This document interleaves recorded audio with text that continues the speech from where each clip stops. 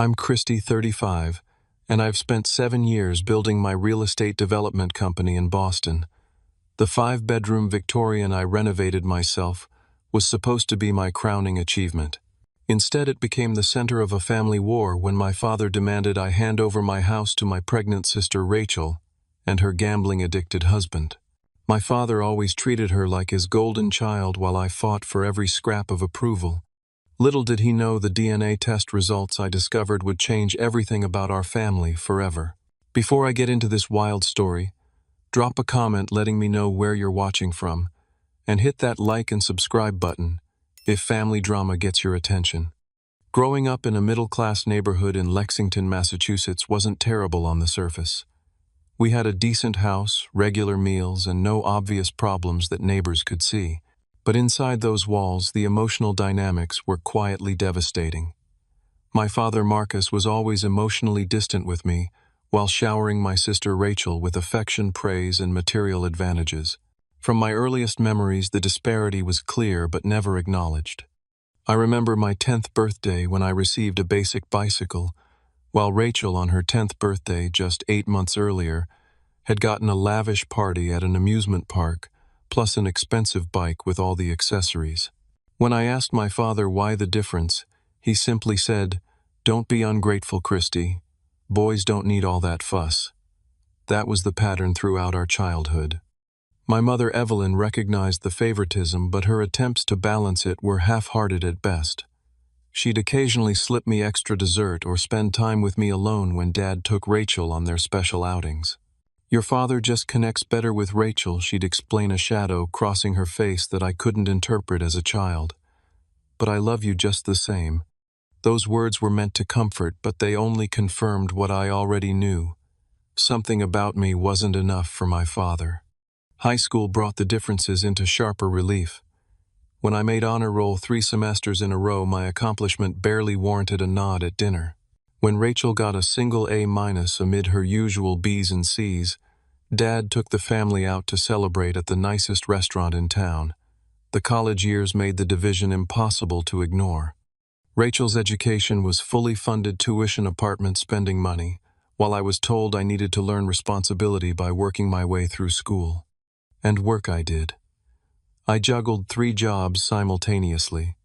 Morning shifts at a coffee shop, evening work at the campus library, and weekend hours at a construction company. The construction job, which I originally took just for the higher hourly wage, became unexpectedly significant. I discovered I had a knack for understanding buildings, materials, and spaces. The foreman Dave noticed my interest and began teaching me aspects of the business beyond just hammering nails. "Kid, you've got an eye for this work," he told me during my junior year. "You see how things come together. That's not something I can teach."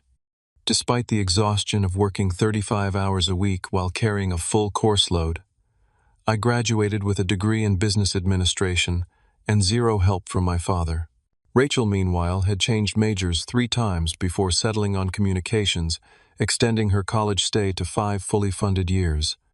After graduation, I started at the bottom of Wilson Construction, the company where I'd worked through college.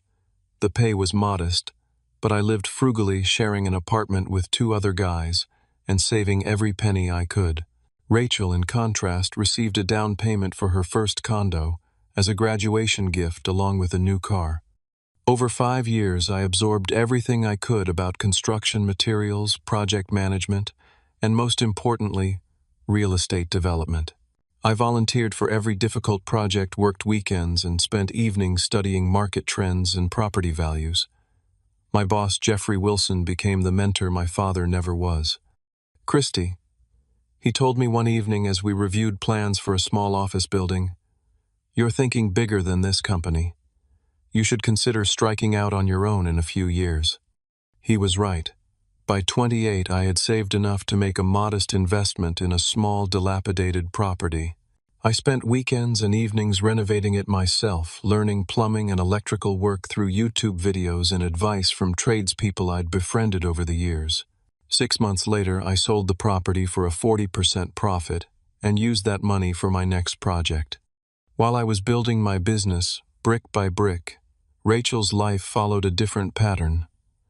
Her first job at a marketing firm lasted less than a year before she quit, claiming her boss didn't appreciate her creativity.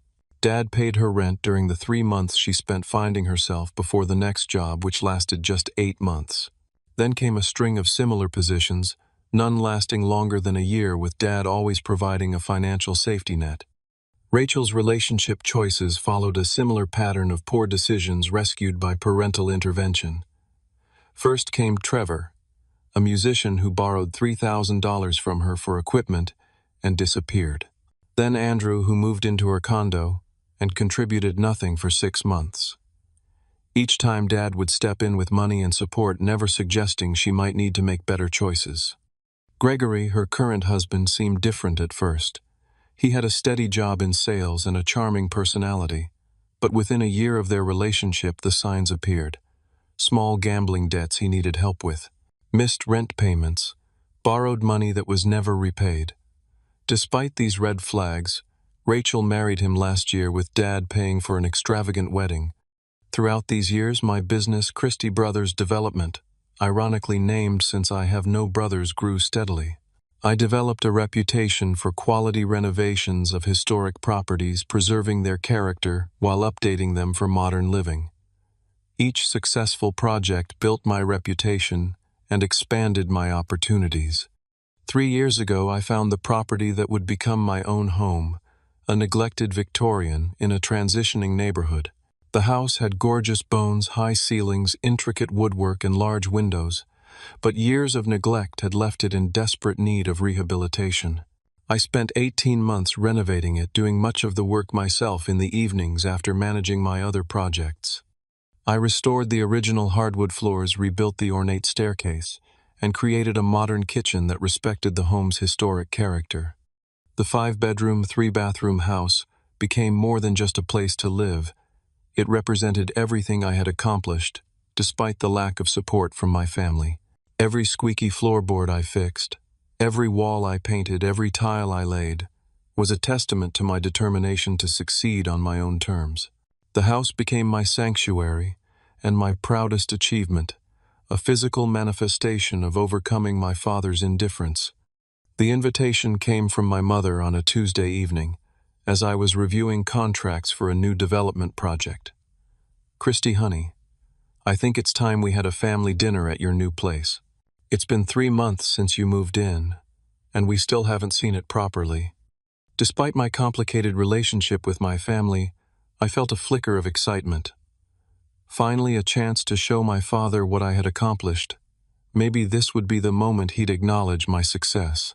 I spent the next 3 days hiring a professional cleaning service to make the house spotless, planning an elaborate meal of my father's favorite foods, and even purchasing a bottle of the expensive scotch he preferred.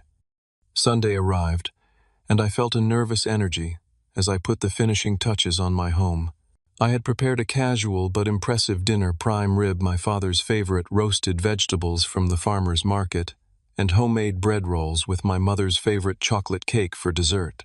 Everything needed to be perfect. They arrived at 6, my father looking vaguely disinterested, my mother nervously excited, and Rachel with Gregory in tow, both eyeing the house critically from the moment they stepped through the front door.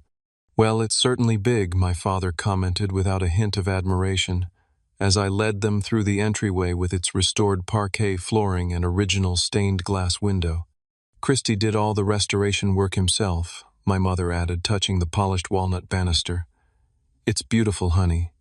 The house tour continued with similar dynamics, mother offering genuine compliments, father making non-committal noises, and Rachel and Gregory exchanging whispers I couldn't quite catch. When we reached the master suite with its large bay windows overlooking the garden, Rachel finally spoke directly. "This bedroom is almost as big as our entire apartment," she said, a note of resentment in her voice. "You've done well for yourself," Gregory added with a smile that didn't reach his eyes. "Must be nice having all this space just for one person." Dinner began pleasantly enough. The food was well received, and my mother made efforts to keep the conversation flowing with questions about my recent projects and neighborhood. For a brief moment, I felt the warm glow of family connection I'd always craved. Then my father cleared his throat during a lull in conversation. "The house is impressive, Christy. More than I expected, to be honest. It was the closest thing to a compliment he'd ever given me about my work, and for a moment my heart lifted. Thank you, Dad. That means a lot coming from you." His next words shattered the moment. "Though it seems excessive for a single man, all these empty bedrooms going to waste." Before I could respond, Rachel reached for Gregory's hand and broke into a wide smile. "Well, speaking of family news, we have an announcement." She paused dramatically. "We're pregnant. The baby's due in February." The table erupted in excitement, my mother jumping up to hug Rachel, my father beaming with pride as he shook Gregory's hand. I offered my congratulations, sincerely, despite the familiar sting of seeing how easily Rachel commanded our father's approval. "This is wonderful timing," my father said once the initial excitement had settled. "Rachel and Gregory have been looking for a larger place, especially now with the baby coming." I nodded politely. "The market in their area has some nice 3-bedroom options opening up. I'd be happy to help them look." Actually, my father interrupted, his tone shifting to the authoritative voice he used when making business decisions. "I've been thinking about a more practical solution." The room fell quiet.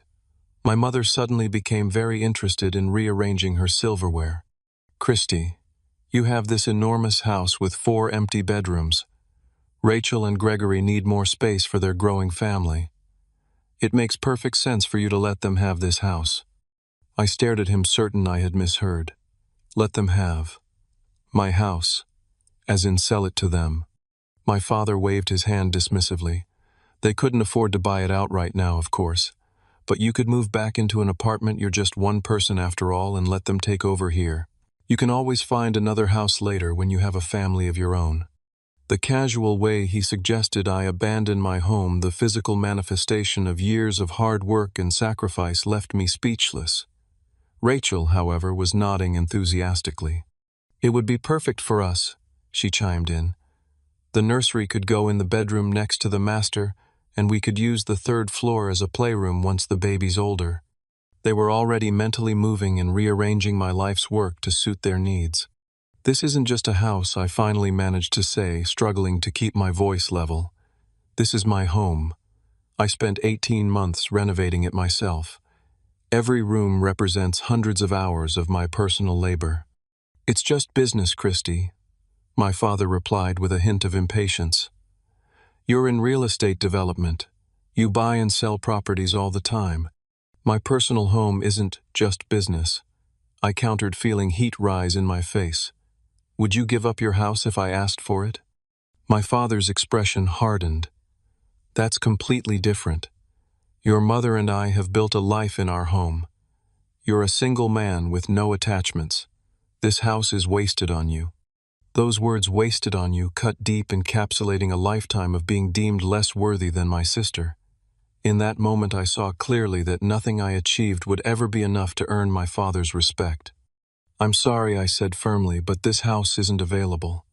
I'd be happy to help Rachel and Gregory find something suitable within their budget, maybe help with renovations." "This isn't about money," my father interrupted, his voice rising.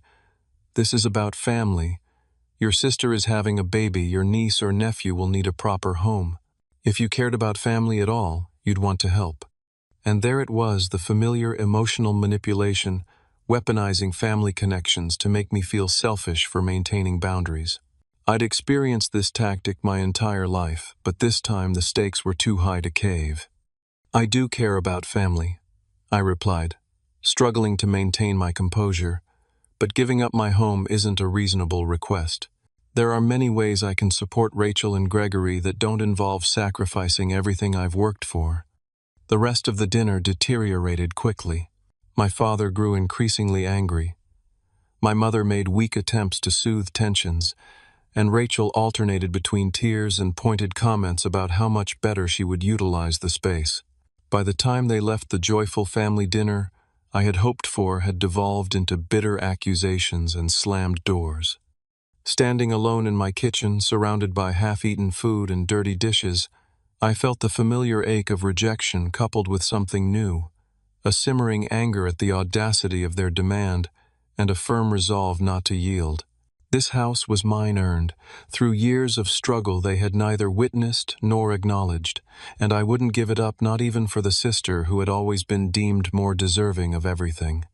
The morning after the disastrous dinner, I woke to 3 missed calls from my mother and a text that read, "Your father is very upset. Please reconsider what we discussed."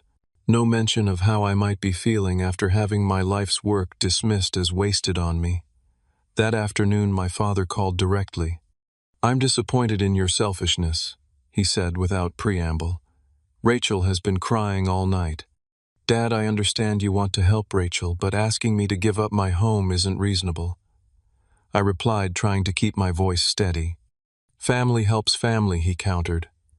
"Your mother and I sacrificed everything for you kids growing up." The selective memory was staggering.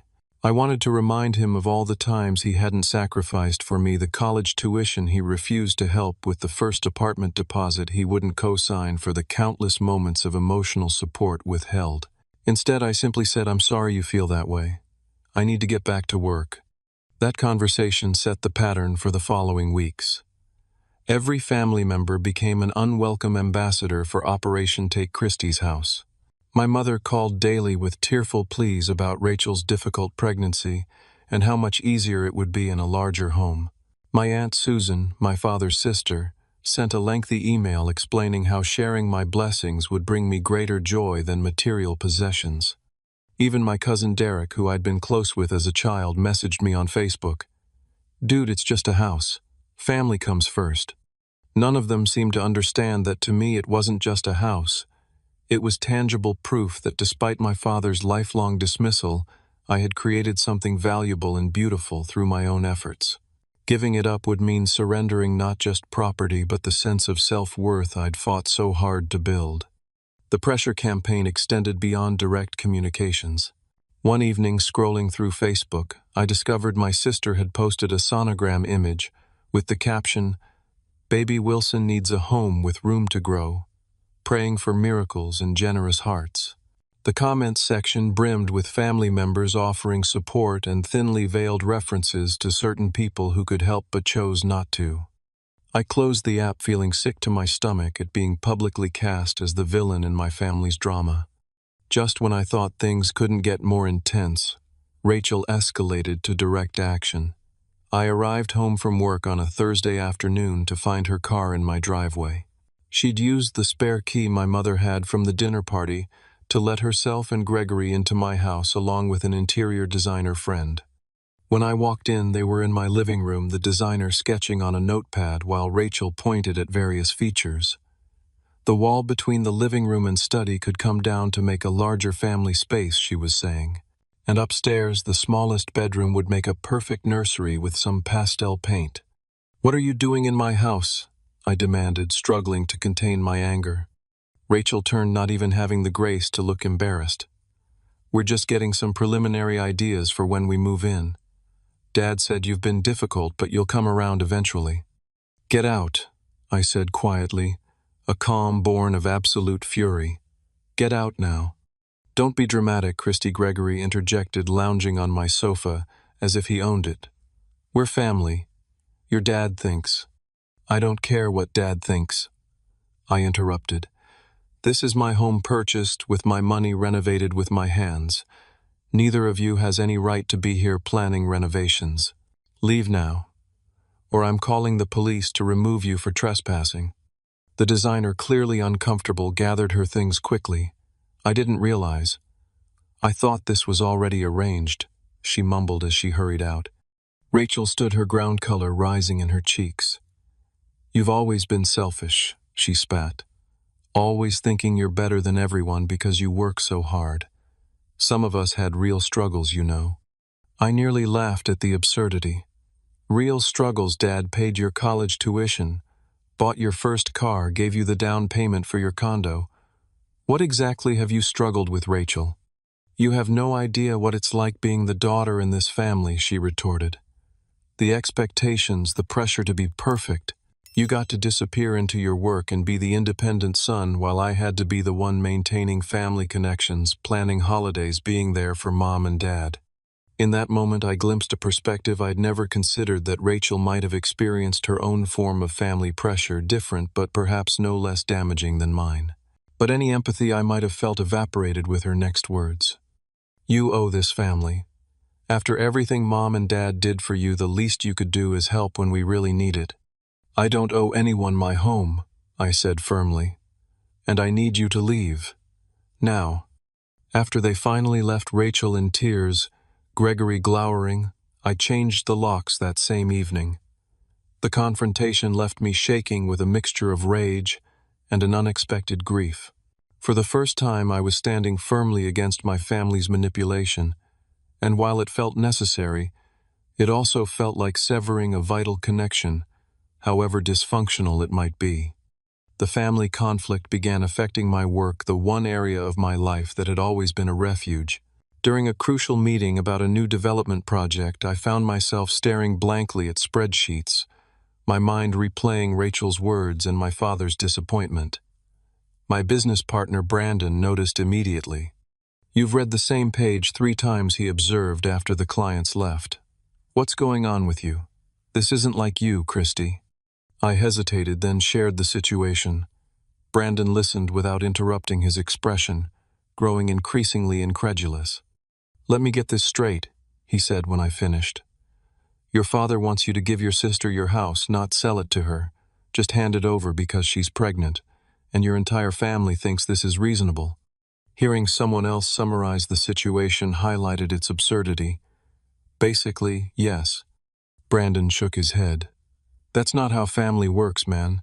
That's how exploitation works." His clear-eyed assessment was validating, but it didn't solve my immediate problem. The following week, distracted by yet another angry call from my father, I misread a crucial clause in a contract, nearly committing our company to a significant financial loss. Brandon caught the error before the documents were signed, but the close call was sobering. "This family situation is affecting your judgment," he warned. "You need to resolve it or step back temporarily. We can't afford mistakes like this." He was right, but I had no idea how to resolve a conflict where the other parties believed the only acceptable solution was my complete surrender. The stress began manifesting physically: insomnia, tension, headaches, a constant knot in my stomach. For the first time in my career, I found myself dreading work rather than finding refuge in it. The conflict reached beyond my immediate family to impact business relationships. At a networking event, I overheard a potential investor mention to another developer, "I heard Christie's having some family troubles, might not be stable enough for the Harrison Street project." The whispers were beginning to affect my professional reputation, the one thing I'd built entirely on my own. As weeks passed, the pressure didn't diminish, it transformed into something more insidious. Rather than direct confrontation, my family began a campaign of isolation. Family gatherings happened without invitations extended to me. Holiday plans were made excluding me. The message was clear: comply or be cast out. 6 weeks after the initial demand, I received a text from my mother. "Please come to Grandpa's 80th birthday lunch on Saturday. He specifically asked for you to be there." The message felt like an olive branch, and despite everything I missed my grandfather, he had always been kind to me, showing genuine interest in my construction projects, even when my father dismissed them. I arrived at my parents' house Saturday afternoon with a carefully chosen gift for Grandpa, a vintage book about Boston architecture that I'd found at a specialty shop. The atmosphere seemed artificially cheerful as I entered, with conversations pausing briefly before resuming with forced brightness. My grandfather greeted me warmly with a firm handshake that belied his age. "There's my builder," he said affectionately. "Your grandmother would have loved to see what you've done with that old Victorian." For a moment I relaxed, thinking perhaps this gathering could be a step toward healing the family rift. That illusion shattered during lunch when my father clinked his glass for attention. "Since we have the whole family together," he announced, "I think we should address the elephant in the room. As you all know, Rachel and Gregory are expecting their first child, the first great-grandchild for Dad." He nodded toward my grandfather. "They need a family home, and Christy has a 5-bedroom house he doesn't need." My stomach dropped as I realized the family gathering was actually an ambush. Around the table, aunts, uncles, and cousins nodded in agreement.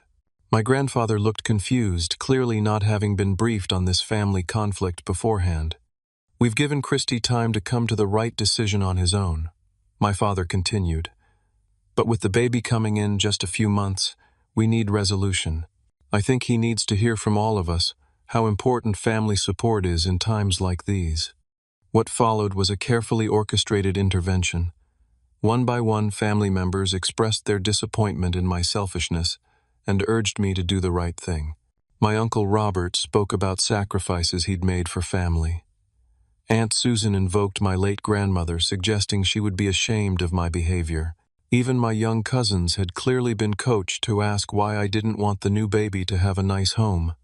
Throughout the barrage, I remained silent, a strange calm settling over me as I recognized the full extent of the manipulation. My mother watched anxiously, occasionally trying to soften the harsher comments, but never actually defending me. Rachel sat with her hands resting protectively on her slightly rounded belly, tears streaming down her face for maximum effect. When everyone had spoken, my father delivered what he clearly viewed as the killing blow. "Christy, it's time to decide what matters more to you, a house or your family. Because I can tell you right now, if you continue to refuse to help your sister in her time of need, you're choosing not to be part of this family anymore." The table fell silent, all eyes on me. In that moment, I felt a strange sense of clarity. The people around this table claimed to be family, yet not one of them, not even my mother, had considered what this demand might mean to me, how it might feel to be asked to surrender the tangible symbol of my hard work and independence. I stood up slowly, my voice steadier than I expected. "I've worked for everything I have without help from any of you. My home represents years of sacrifice and effort. I won't give it up because Rachel failed to plan for her future." I turned to my grandfather, genuine regret in my voice. "I'm sorry this overshadowed your birthday, Grandpa. I love you." Then I walked out, ignoring the eruption of voices behind me. In my car, the composure crumbled. Tears blurred my vision as I pulled away from the house where I'd grown up, feeling as though I'd just severed my last connection to my family. The drive home passed in a fog of grief and anger. That evening was the lowest point. Alone in the house I'd fought so hard to create and was now fighting to keep, I questioned everything. Was I being selfish? Was a house, even one that meant so much to me, worth losing my entire family over? The doubt was crippling, magnifying the silence of my empty home until it felt less like a sanctuary and more like a prison of my own making. Around midnight, desperate for connection with someone who might understand, I called my cousin Eliza. Unlike the rest of the family, she hadn't attended the ambush lunch, having moved to Seattle for work 2 years earlier. We'd always gotten along well, bonding over being somewhat outside the family's inner circle, me because of my father's indifference, her because of geographical distance. "It's not just about the house, is it?" she asked after I'd explained the situation. "It's about never being enough in Uncle Marcus's eyes." "Exactly," I admitted, relieved someone finally understood. "If I give in on this, I'm erasing everything I've built for myself. But fighting means losing my family." There was a long pause before Eliza spoke again, her voice hesitant. "Christy, there's something you should know. It might not help with your decision, but I've heard things over the years. About Aunt Evelyn and Uncle Marcus." "What kinds of things?" I asked, suddenly alert. "This is just family gossip, mind you, but my mom once told me that Aunt Evelyn had an affair before Rachel was born, with some college boyfriend who came back into her life briefly. The revelation hit me like a physical blow." "Are you saying Rachel might not be Dad's biological daughter?" "I don't know for sure," Eliza cautioned.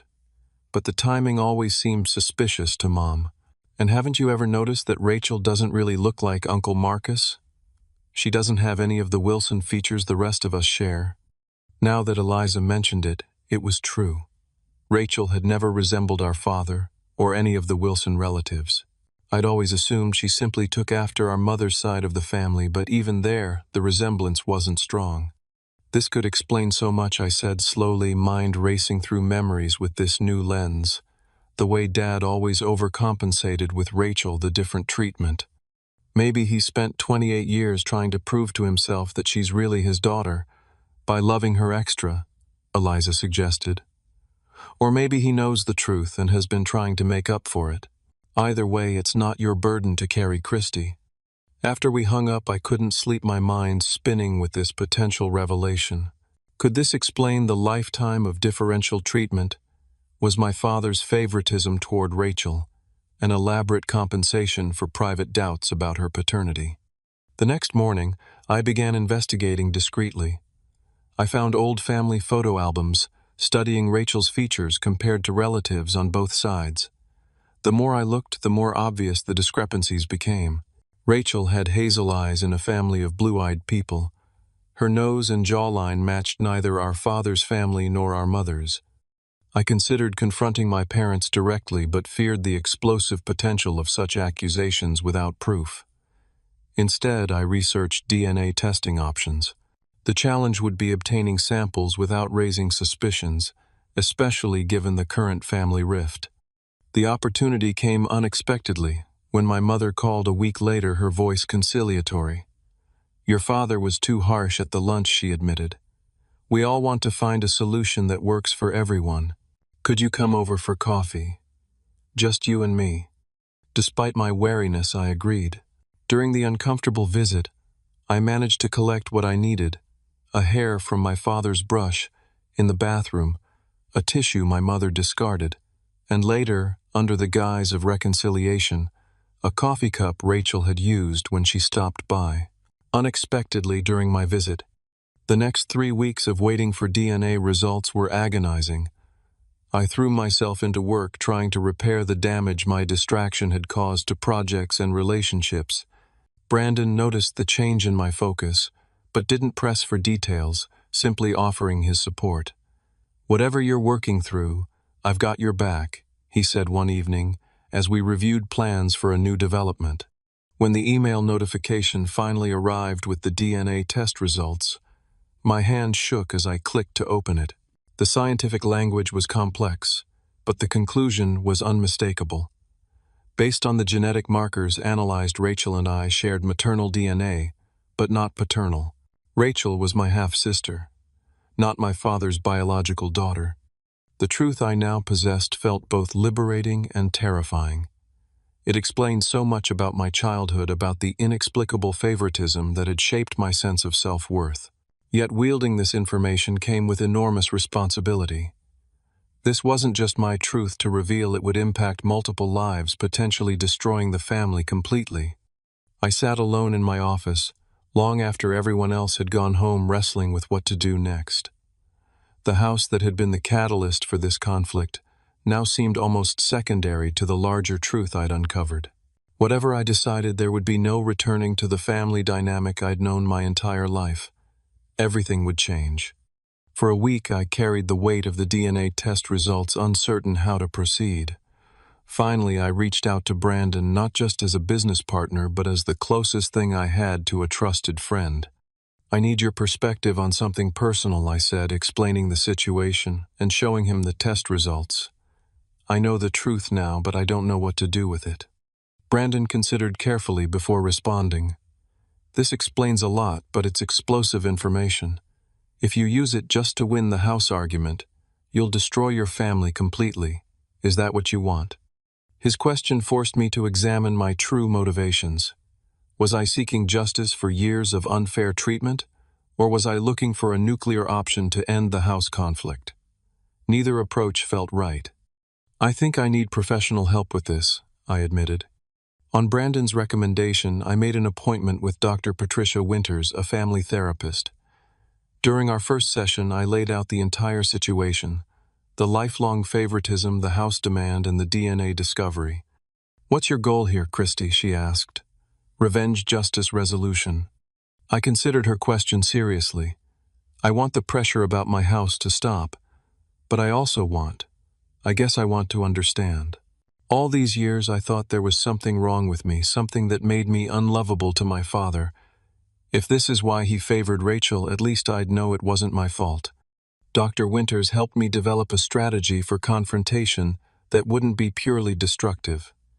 This revelation will be traumatic for everyone involved, she cautioned. If you choose to share it, do so with care for the human beings who will be affected, including yourself. Following her advice, I arranged a meeting at a neutral location, a private room at a restaurant I occasionally used for business meetings. I invited only my parents and Rachel, telling them I wanted to discuss a compromise about the house situation. To my surprise, they agreed readily, perhaps thinking I was finally capitulating to their demands. When we gathered that evening, the tension was immediate. My father wore an expression of smug satisfaction, clearly expecting me to surrender. Rachel looked nervous but hopeful. My mother's anxiety was palpable as she fidgeted with her napkin. "Thank you for coming," I began formally. "Before we discuss the house, there are some things I need to say about our family dynamic." My father immediately tried to take control. "We're not here to discuss feelings, Christy. We're here about practical matters. Rachel's need for a family home. This is relevant," I insisted firmly. "For as long as I can remember, there's been a clear favoritism in our family. Rachel has received emotional and financial support that was never offered to me. I've spent years thinking there was something fundamentally unlovable about me that explained this difference." "That's ridiculous," my father scoffed. "We treated you both equally." "No, Marcus, we didn't," my mother interjected, quietly surprising all of us. "Christy's right about that much." My father turned to her, anger flashing across his face. "Whose side are you on, Evelyn?" "I'm not taking sides," she replied, a tremor in her voice. "But I can't sit here and pretend we didn't favor Rachel. We did. We always have." Rachel looked between our parents, confusion evident. "What are you talking about? Dad's always been tough on both of us." I took a deep breath, knowing we had reached the point of no return. "I believe I've discovered why the difference in treatment existed." I placed a sealed envelope on the table. Inside is the result of a DNA test comparing genetic markers between Rachel, myself, Mom, and Dad. The room went completely still. My mother's face drained of color, her hand flying to her mouth. My father's expression shifted from anger to something unreadable. Rachel just looked confused. "What are you talking about?" she demanded. "What DNA test?" Rather than answering directly, I continued calmly. "The test shows that while Rachel and I share maternal DNA, we do not share the same father. Rachel is not biologically Dad's daughter." The explosion I expected from my father didn't come. Instead, he sat completely motionless, staring at the envelope, as if it might detonate. It was my mother who reacted, a low, keening sound escaping her as she covered her face with both hands. Rachel lunged for the envelope, tearing it open and scanning the contents with increasingly frantic movements. "This is insane," she said, voice rising. "You're making this up because you don't want to give me your house. This is a sick joke." "It's not a joke," I said quietly. "I had the tests done at a reputable lab. The results are clear." Rachel turned to our mother, who couldn't meet her eyes. "Mom, tell him this is crazy. Tell him Dad is my father." The prolonged silence from our mother was more damning than any confession. When she finally spoke, her voice was barely audible. "I'm so sorry. I never thought. I never imagined anyone would find out." My father suddenly stood his chair, scraping loudly against the floor. Without a word, he walked out of the restaurant, leaving the three of us in stunned silence. Rachel's shock transformed into rage as the reality sank in. "How could you?" she screamed at our mother. "My entire life has been a lie. Who is my real father? Does he know about me?" My mother seemed to collapse in on herself, decades of secrets suddenly exposed. "His name was Alan Mercer. We dated in college before I met your father. He came back into my life briefly when Christy was a toddler. It was a mistake. A terrible mistake." "Does Dad know?" I asked, suddenly uncertain. The lack of explosion from my father suggested this might not have been the revelation I expected. "He suspected," my mother admitted. "When Rachel was born, there were comments from family about how little she resembled Marcus. We never did a test, but I think he's always known on some level. Rachel was openly sobbing now, her pregnancy-enhanced emotions overwhelming her. So my entire life, the way Dad doted on me, made sure I had everything, was just guilt and compensation. He loves you, my mother insisted, reaching for Rachel's hand, which she yanked away. Whatever the biology he raised you, he chose to be your father in every way that matters. The revelation had accomplished what I wanted, shifting the focus entirely away from my house. But I felt no triumph, only a profound sadness for the web of secrets and compensations that had shaped all our lives. Rachel, still crying, gathered her things and left to find my father. My mother remained, looking suddenly older and unbearably tired. "I never meant to hurt anyone," she said softly. "I thought I was protecting my family by keeping the secret." "But the secret hurt us anyway," I replied. "It created a dynamic that made me feel worthless for decades." She nodded, tears streaming down her face. "I know. And I let it happen because I was afraid if I pushed too hard against Marcus's favoritism, he might start questioning why he felt the need to overcompensate with Rachel. I failed both of you. I'm so sorry, Christy." In that moment, looking at my broken mother, I felt no satisfaction, only the hollow recognition that truth, while necessary, was rarely painless. The aftermath of the revelation was predictably chaotic. My father disappeared for 3 days, not answering calls or texts from any of us. My mother moved temporarily to her sister's house, unable to face the empty home or my father's potential return. Rachel, according to texts from my mother, had barricaded herself in her apartment, refusing to see anyone, including Gregory. I threw myself into work, the familiar refuge of blueprints and contracts, providing some stability amid the emotional earthquake I had triggered. Brandon respected my privacy but ensured our colleagues shielded me from unnecessary stress. "Whatever's happening in your personal life, we've got the business covered," he assured me. "Take the space you need." A week passed with no contact from my father or Rachel. My mother called daily, alternating between tearful apologies for the past and anxious questions about whether I'd heard from the others. I began to wonder if I'd permanently destroyed my family in my quest for truth and fairness. The following Wednesday evening, I arrived home to find my father's car in my driveway. He sat on my front steps, looking older and more vulnerable than I'd ever seen him. His normally immaculate appearance was disheveled, unshaven, wearing the same clothes he'd had on at the restaurant confrontation a week earlier. "Can we talk?" he asked simply when I approached. Inside, I offered him coffee, which he accepted gratefully, wrapping his hands around the mug as if seeking warmth despite the mild evening. For several minutes, we sat in uncomfortable silence, the tick of the grandfather clock in the hallway the only sound. "I've known since Rachel was born," he finally said, his voice rough. "Not with scientific certainty, but in my gut. She had none of my family's features. The timing of her conception coincided with a business trip I took. There were signs." I listened without interrupting, stunned by his candor after a lifetime of emotional distance.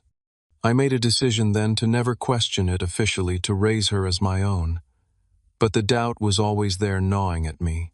I think I overcompensated with Rachel because I was constantly trying to convince myself that she was truly mine, that if I loved her enough, invested enough in her, it would somehow make the biology irrelevant. He took a shaky breath before continuing. "What I didn't realize, or maybe didn't allow myself to see, was that my overcompensation with Rachel came at your expense. Every time I gave her special treatment, I was withholding something from you. The acknowledgement I'd waited for my entire life landed with less impact than I'd imagined, perhaps because it came too late, or perhaps because understanding the reason didn't erase the decades of feeling inadequate. Why did you demand I give her my house?" I asked the question that had started this entire painful journey. My father looked genuinely puzzled. "I don't know. It was irrational, wasn't it? Maybe after all these years of giving Rachel everything, it became a pattern I couldn't break. Or maybe," he paused, seeming to consider something for the first time, "maybe I was jealous of what you've built entirely on your own. This house, your business, You did it all without my help, which proves you never needed me at all." The vulnerability in this admission was so unexpected that I didn't know how to respond. My father, the imposing figure whose approval I'd sought my entire life, was admitting to jealousy and insecurity about my independence. "I did need you," I said quietly. "Not your money or connections, just your belief in me, your recognition." He nodded slowly, eyes glistening with unshed tears. "I've never said this before, Christy, and I should have. I'm proud of you. What you've accomplished through your own hard work and determination is remarkable. I was wrong to dismiss it, wrong to ask you to give it up, wrong to treat you as less important than your sister for your entire life. I don't expect forgiveness, but I needed you to hear that." It wasn't a perfect apology, it didn't erase the past or heal all wounds, but it was honest in a way my father had never been with me before. It was a beginning. "What happens now?" I asked. "With the family, with Rachel?" "I don't know," he admitted. "Your mother and I have a lot to work through. As for Rachel," he sighed heavily, "she's devastated. Finding out the truth has shaken her entire sense of identity. She needs time." 2 days later, I received a text from Rachel, asking if we could meet for lunch. We chose a quiet cafe halfway between our homes. When she arrived, the physical changes were striking. Dark circles under her eyes, hair pulled back carelessly, none of her usual careful makeup. The pregnancy was more visible now, her loose sweater not quite concealing the growing bump. "I've been thinking a lot," she began after we ordered, "about how differently we were treated growing up. I always thought it was because I was somehow better, smarter, more charming, more lovable. It fed my ego, but it was all based on Dad's guilt and insecurity. It wasn't your fault," I offered. "You didn't create the dynamic." "No, but I benefited from it," she acknowledged. "And I never questioned it or stood up for you when Dad was being unfair. I just accepted the preferential treatment as my due." She twisted her napkin nervously. "The house thing that was completely out of line. I can see that now. The entitlement I felt. It's embarrassing." "Who is Alan Mercer?" I asked the question that had been lingering since the revelation. "Have you tried to find him?" Rachel nodded. "Mom gave me his information. He lives in Colorado, now married with 2 grown children. I haven't contacted him yet. I'm not sure I'm ready." "Whatever you decide, I'll support you," I said, meaning it. The DNA test had revealed we were half-siblings, but in many ways that biological reality felt more honest than the manufactured family dynamic we'd grown up with. "I'm sorry about the house," she said after a pause. "Gregory and I have been looking at apartments we can actually afford. It's a reality check, but maybe one we needed." The conversation marked a turning point in our relationship, the first time we'd spoken as equals rather than as competitors for our father's approval. Before we parted, I made an offer I meant what I said before about helping you find a place.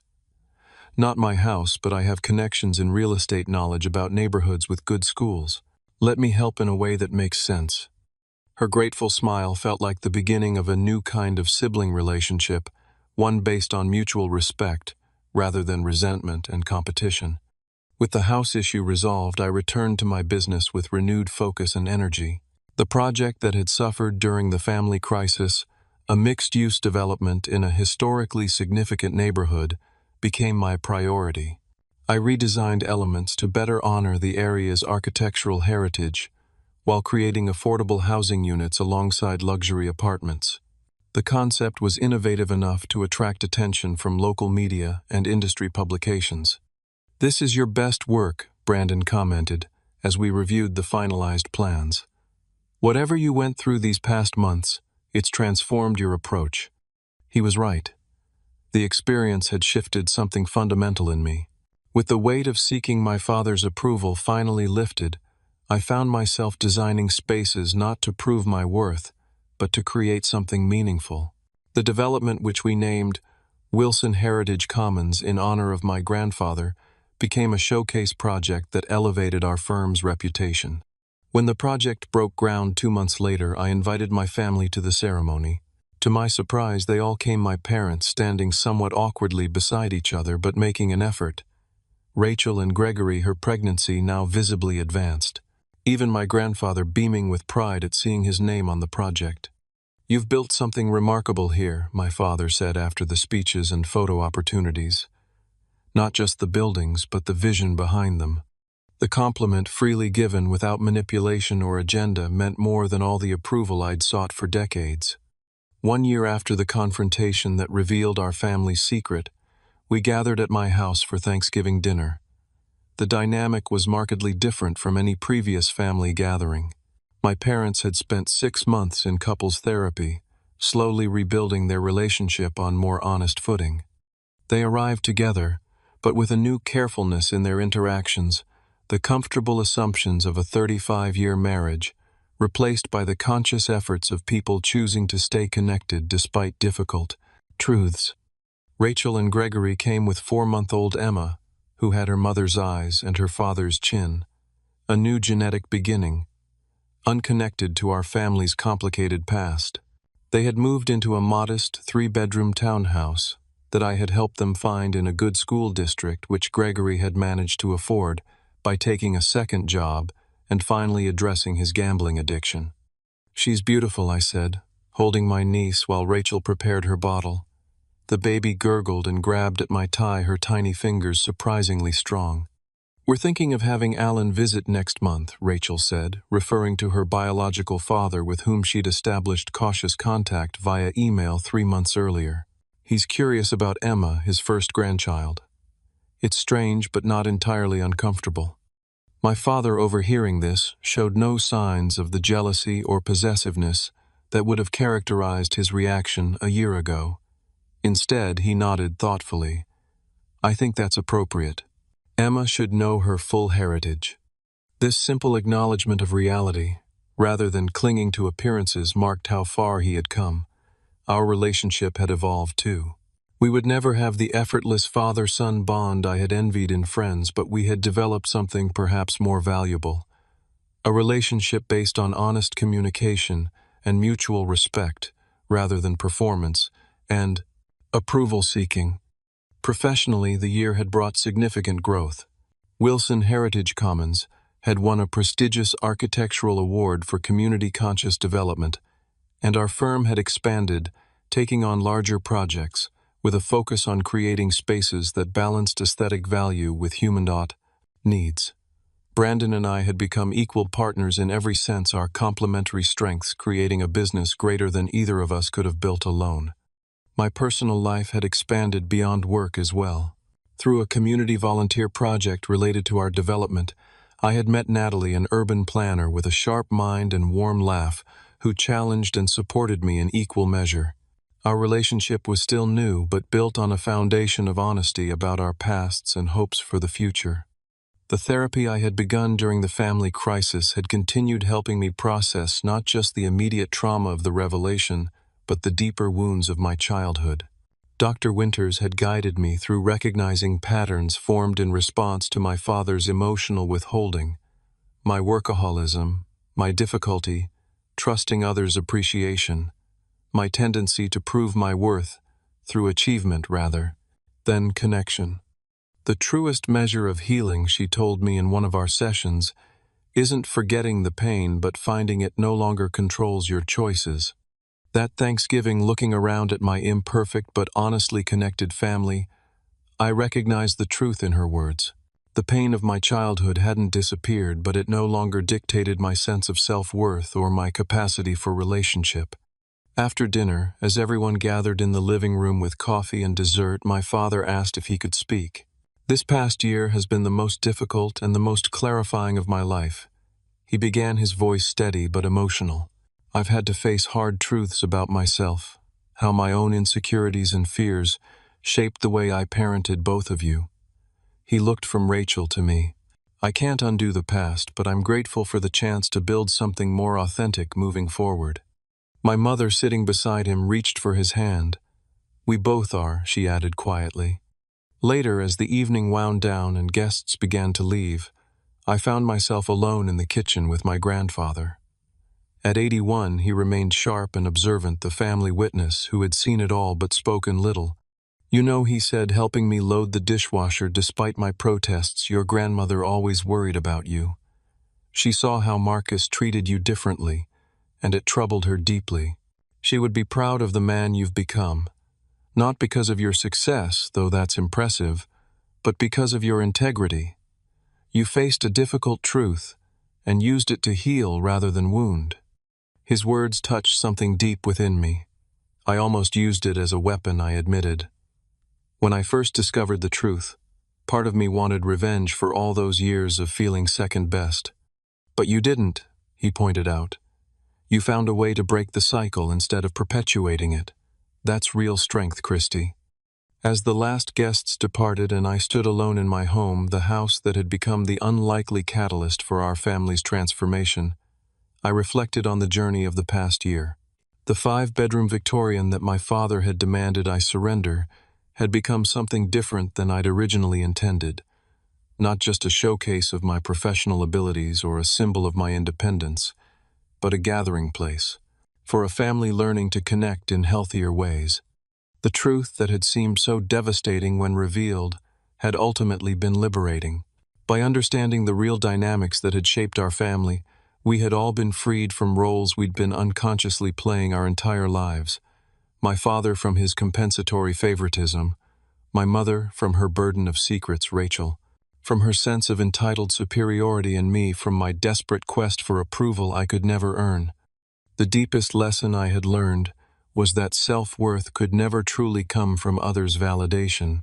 My father's approval, which I had sought so desperately for decades, couldn't fill the void his emotional distance had created. True security came from within, from knowing my own values and living in accordance with them, from creating meaning through work that mattered, from forming connections based on authenticity rather than performance. The house that had almost torn my family apart had become ironically the place where we began to rebuild, not through surrender or demand, but through truth, however painful, and the choice to grow beyond old patterns into something new and more authentic. As I turned out lights and closed up for the night, I felt a quiet contentment that had nothing to do with material success or family approval. It came from the knowledge that I had faced one of life's hardest challenges, confronting painful family truths, and emerged not bitter but more whole. Has your family ever expected you to make unreasonable sacrifices because we're family? How did you handle it? I'd love to hear your stories in the comments below. And if this journey resonated with you, please hit that like button and subscribe for more real-life experiences. Remember, sometimes the hardest truths lead to the greatest freedom. Thank you for listening to my story, and may you find the courage to face your own truths with compassion and strength.